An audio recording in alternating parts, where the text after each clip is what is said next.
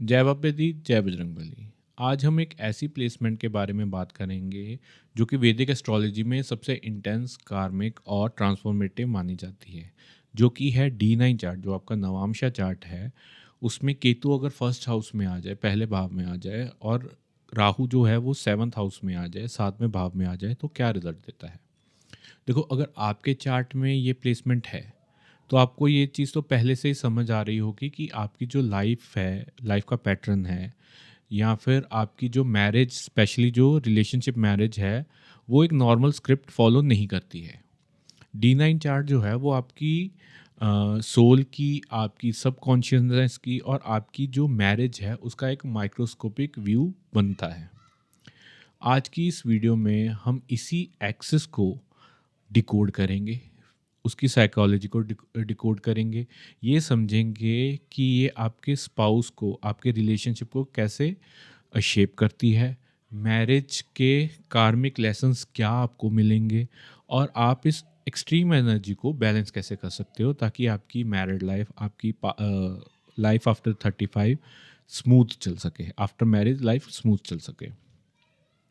शुरू करने से पहले मैं आपको बता दूं, अगर आप मेरे से कंसल्टेशन लेना चाहते हैं, जो कि पेड कंसल्टेशन होगी, व्हाट्सएप नंबर दे दिया गया है, आप उसमें मैसेज कर सकते हैं, उससे आपको पर्सनलाइज रीडिंग मिलेगी।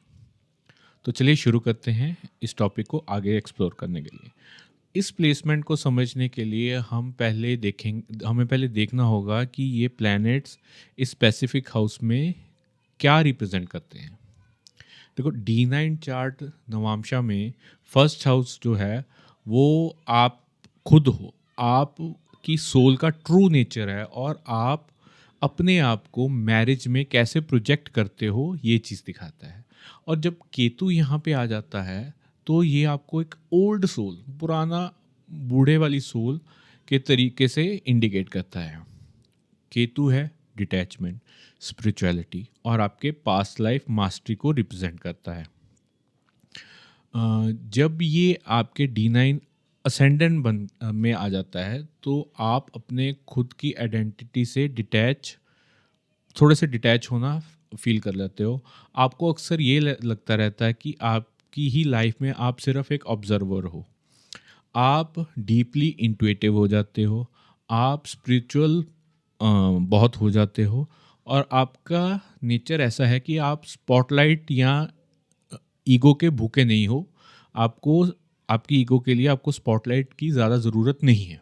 लेकिन चार्ट के बिल्कुल ऑपोजिट साइड पर बैठा है राहु, सेवन्थ हाउस में। ये चीज़ याद रखनी है, नवांशा का सेवन्थ हाउस मैरिज, पार्टनरशिप और दुनिया के साथ आप कैसे इंटरेक्ट करोगे, ये उसी का घर है। राहु जो है वो ऑब्सेशन होता है, इल्यूजन होता है, फॉरल एलिमेंट होता है, और हर एक चीज़ को एम्पलीफाई करने वाला प्लैनेट बन जाता है।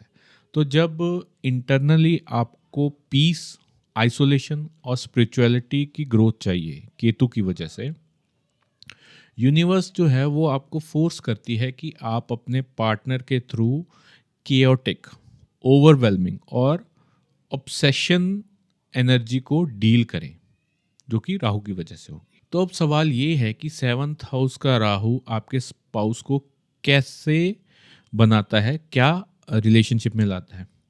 First of all, Rahu boundaries break करने वाला होता है। बहुत हाई चांसेस हैं कि आपका जो स्पाउस है वो एक कम्प्लीटली डिफरेंट कल्चर से हो, डिफरेंट बैकग्राउंड से हो, डिफरेंट रिलीजन से हो, या अलग ही वर्ल्ड व्यू का हो, आपसे बिल्कुल ऑपोजिट हो। उनके सोचने का तरीका जो होगा वो आपसे पूरा अलग होगा, या प्रोफेशनल होगा, या फिर अनकन्वेंशनल हो सकता है। क्योंकि राहु जो है वो एक्सट्रीम डिज़ायर और मटीरियलिस्टिक चीज़ों को दिखाता है। आपका पार्टनर जो है वो हाईली एम्बिशियस हो सकता है, एक्सट्रोवर्ट हो सकता है, और मटेरियल वर्ल्ड में डीपली इन्वॉल्व हो सकता है।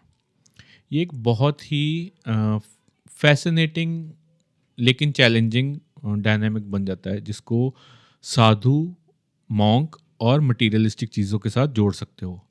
आप अपने फर्स्ट हाउस केतु के साथ दुनिया को देखकर बोल सकते हो कि इसकी क्या वैल्यू है, ये चीज़ें मेरे लिए मायने नहीं रखती हैं, मुझे सिर्फ शांति चाहिए। और आपका स्पाउस, आपका जो पार्टनर है, वो 7th हाउस राहु के साथ बोलेगा कि मुझे इस दुनिया को कॉन्कर करना है, मुझे बाहर निकलना है, मुझे बातें करनी है। ये प्लेसमेंट अक्सर सडन मैरिजेस या अनकन्वेंशनल यूनियंस को लाती है, लेकिन ये राहु का इल्यूजन भी लाती है साथ में। रिलेशनशिप के स्टार्टिंग में एक इंटेंस कार्मिक कनेक्शन फील होता है, लेकिन जैसे जैसे वक्त बीतता है वो इल्यूजन का जो धुआं है वो कम होता है। आपको रियलाइज होता है कि आपका जो पार्टनर है वो एक इमेज प्रोजेक्ट कर रहा था और उसकी एक्सटर्नल वैलिडेशन की जो भूख है वो आपके सामने नहीं आ रही थी, बट अब आई है। अगर आपको अवेयरनेस ना हो तो ये मैरिज के अंदर आइसोलेशन की फीलिंग दे सकता है। देखो, हर प्लैनेटरी प्लेसमेंट एक लेसन है और राहु केतु की एक्सिस तो बहुत सबसे बड़ी टीच करती है। फर्स्ट हाउस केतु और 7th हाउस राहु वालों के लिए सबसे बड़ा ट्रैप ये होता है कि वो अपने पार्टनर के लिए अपनी खुद की आइडेंटिटी जो है वो खो देते हैं, बिल्कुल खो देते हैं। जो उनका पार्टनर बोलता है वो उसी तरह ढल जाते हैं। फर्स्ट हाउस में क्योंकि केतु की वजह से उनके अंदर जो होता है वो एक रिजिड ईगो नहीं होता है, लेकिन 7th हाउस में जो राहु है वो एक मैसिव कंज्यूमिंग वैक्यूम की तरह होता है। वो स्पाउस की मतलब कि आपकी स्पाउस की नीड्स के सामने आप हमेशा झुक जाओगे, हमेशा मोल्ड हो जाओगे उनके तरीके से। अगर आप केयरफुल नहीं होते हो तो आपका स्पाउस या फिर आपका बिजनेस पार्टनर की डिज़ायर, आप उनकी डिमांड और उनकी क्योस आपकी लाइफ को कंज्यूम कर लेगी। शांति बनाए रखने के लिए आप उनकी एंडलेस जो नीड्स हैं, उनकी जो क्रेविंग्स है राहु की, उसको सेटिस्फाई करते रहोगे और अपनी स्पिरिचुअल नीड्स और पर्सनल बाउंड्रीज को सेक्रीफाइस करते रहोगे। तो इस लाइफ टाइम का जो कर्मा है मैरिज का जो है, उसको मैरिज को अवॉइड करना नहीं है। राहु की वजह से जहाँ आपका जो सोल का एक्सपीरियंस गेन करना है, आपको दूसरे के साथ इंटरेक्ट करना है, पार्टनरशिप बनानी है और रिलेशनशिप की कॉम्प्लेक्सिटी को समझना है। लेकिन लेसन यहाँ ये है कि आप ये सब करने के लिए आपको केतु की एनर्जी चाहिए। आपको अपने आप का कनेक्शन केतु के साथ जोड़ना पड़ेगा। आपको मटेरियल नहीं तो क्या होगा ना कि जो मटेरियल वर्ल्ड है वो आपको सक कर लेगा अपने अंदर और आप खुद की आइडेंटिटी ही खो दोगे। तो आपको केतु के साथ जुड़े रहना पड़ेगा। अब बात आती है कि हम इस इंटेंस एनर्जी को बैलेंस कैसे करें। नंबर 1, अपनी बाउंड्रीज को सेट करो। जैसे मैंने पहले बताया, अगर अपनी बाउंड्रीज को सेट नहीं करोगे तो राहु एज अ वैक्यूम आपको सक कर लेगा, आपकी खुद की आइडेंटिटी ख़त्म होने लग जाएगी।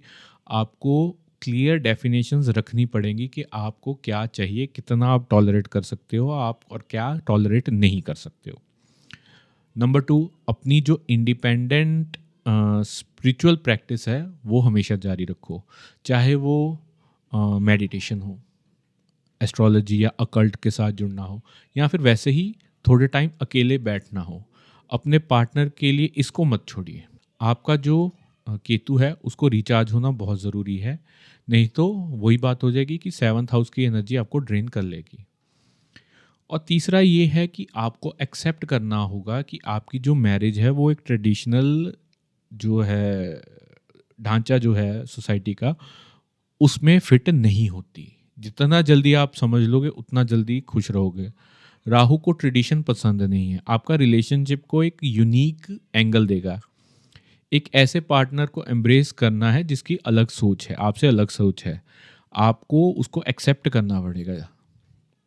और फाइनली खुद के साथ रेडिकली ऑनेस्ट प्रैक्टिस करनी पड़ेगी कि आपका पार्टनर एक्चुअली में कैसा है, ना कि वैसा आप सोचो जैसा आपने अपने माइंड में प्रोजेक्ट कर रखा है।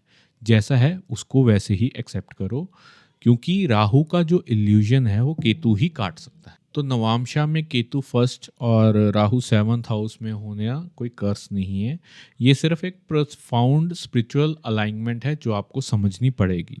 ये आपको कहता है कि अपनी सोल को खोए बिना आप कैसे प्यार कर सकते हैं, अपने पार्टनर के साथ लाइफ गुजार सकते हैं। तो ये था Ketu in first house, Rahu in seventh house, Navamsha में उसकी रीडिंग। अगर आपको ये वीडियो पसंद आई है तो वीडियो को लाइक और चैनल को सब्सक्राइब ज़रूर करें। मेरे क्लासेस चलते हैं एस्ट्रोलॉजी के, आप कभी भी इनरोल कर सकते हैं। तो मिलते हैं नेक्स्ट वीडियो में, तब तक के लिए जय बाबा दी, जय बजरंग बली।